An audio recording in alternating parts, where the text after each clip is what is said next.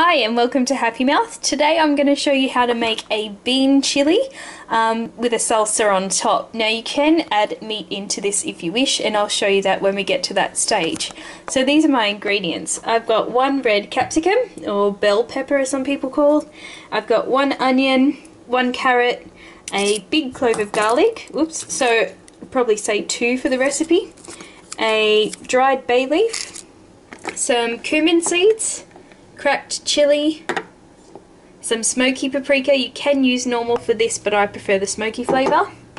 I've got a can of Mexican chili beans. Now this one just has basically some ground up tomatoes and onion and flavouring in with the kidney beans. You can just use a normal can of kidney beans if you can't find something similar. Just not refried. Refried are all mashed up. I've got a 4 bean mix. You can also add your favourite kidney beans or chickpeas alone, or whichever one you like basically. And some diced tomatoes. I'm also going to be seasoning with some salt and pepper, and of course extra virgin olive oil. So I'm going to start by dicing up my capsicum, onion and carrot, and my garlic as well. Now down the front here I've got my ingredients for the salsa. So I've got 1 cup of corn, about 1/4 of a red onion, and 2 ripe tomatoes, and a bit of lime, fresh lime. You don't have to put the lime in if you don't want to, but I think it adds a bit of nice zinginess to the salsa. Now the only part of the salsa that you'll be cooking is the corn, so for this one I'm going to prepare it by taking off the husk and snapping it in half, and then I'll show you how I cook that in a moment. Alright, so I've chopped up my carrot, onion, garlic and capsicum now. As you can see, it's just really rough. It doesn't really matter how finely or how roughly you chop it, just whatever you prefer. Now I forgot to mention something before. We're also going to be adding some coffee into our chili. So we use this instead of a stock to add a bit of a, I guess a bitter roasted flavour. You can't actually taste a coffee in the finished product. It's just there to add another layer. So I'm using a strong pod here. This one's a number 12 intensity, and I'm just going to pop that in, and I'm doing it on the medium setting on this Nespresso machine. Will give me about 30 to 40 mils of coffee.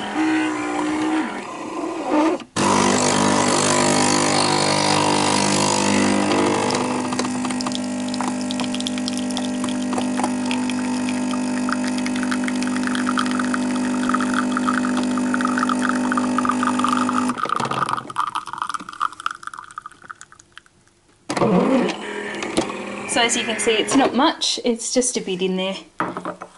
Alright, so we're going to start by frying off our chopped up veggies.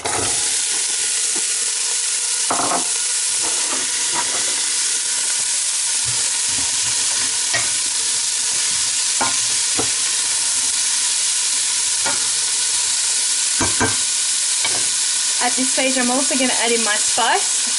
So I've got 1 tablespoon of smoked paprika, 1 tablespoon of the cumin seeds, and half a tablespoon of the cracked chili flakes. You can use as much or as little of the chili as you like. So we're just going to give that a stir and let that cook down till the vegetables all soften.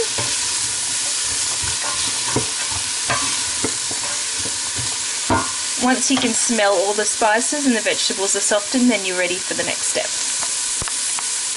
Alright, so this has been frying for about 2 to 3 minutes. I can smell all those fragrant spices that I've added, and the vegetables have all softened. So now's the time that if you wanted to add some minced or ground beef, you could. I'd probably say around 300 to 400 grams of ground beef would be enough to serve 4 to 6 people. Again, it just depends on whether you're serving it with some salad or something on the side. Alright, so I'm going to add in my coffee.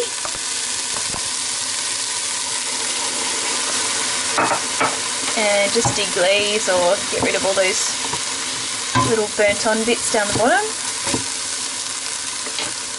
I'm going to throw in my diced tomatoes, my 4 bean mix,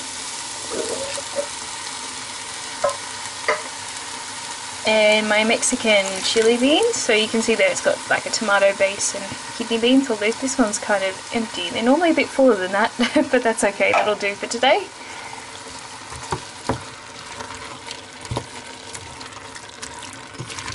And I'll also add in about 2/3 of a can full of water. So there's my water going in. Alright, now's the time to season with your salt and pepper, and we're going to let that simmer for about 15 to 20 minutes, I'd say. If you've got meat, you could probably simmer it for a little longer, maybe half an hour, 30 minutes. That way your beef will go nice and tender. Now to cook the corn, I'm going to use a non-stick pan.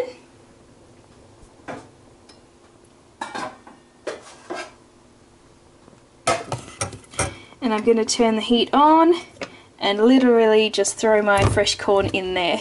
So you've just got to keep an eye on this. You'll probably hear and see some popping happening, and that's okay. You don't need any oil or spices on this. You can if you want to, but you really don't need it. As it sort of goes blackened on the bottom, you can just rotate it with some tongs because it will get very hot. And that would be the corn done. Alright, so my corn has some nice colour on it all the way around, and my chilli has been simmering away. It is a little bit liquidy at this stage. You could reduce that down without the lid on and keep simmering it if you wanted to, but I'm happy with that. That's okay for me. So now what I'm going to do is take all the corn kernels, cut them off and put them into my salsa. And I've chopped up my tomatoes and onion already here. So I'm going to add the corn kernels to the salsa and I'll serve that up. And here's the finished product. You could serve yours with some sour cream. I've chosen a natural yogurt today. I'm also serving with some tortilla strips. You could use normal nacho chips, or you could even serve yours on top of some rice. Alright, so now we just simply add our delicious, fresh, healthy salsa on top. So it's pretty obvious that this recipe is chock full of veggie, so if you're needing to up your veggie intake, this is definitely a good recipe to use. And some fresh lime juice on top. It's gotten all over the lens, but that's okay. And there you have it, delicious.